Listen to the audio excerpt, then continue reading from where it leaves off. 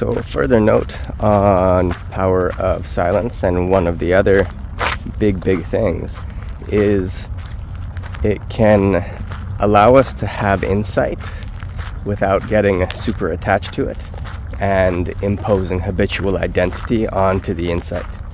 Now, if we look at insight, very often it is an expression of light, or we could say the illumined mind, and how energy is passing through that. And then as it reticulates through more of the mental or formful type mind, it'll hit these blockages, and these blockages appear to be what forms that particular insight.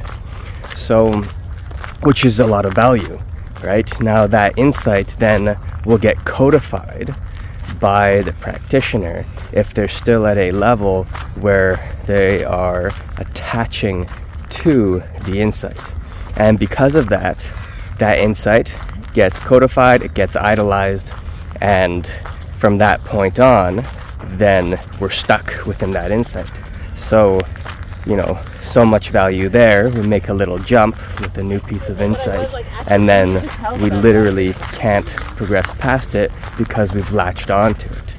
So if we are then writing the insight, expressing it, teaching it, is there value? Sure, absolutely, to a point, and then that insight will be its own glass ceiling, right? So through not adhering to a compulsion to speak these exciting and exhilarating new insights, we can allow ourselves and anyone we're interacting with to continue growing beyond the particular insight we've just had. So anyway, a little more food for thought on that. I hope you enjoyed this. Thanks for your time, and see you soon.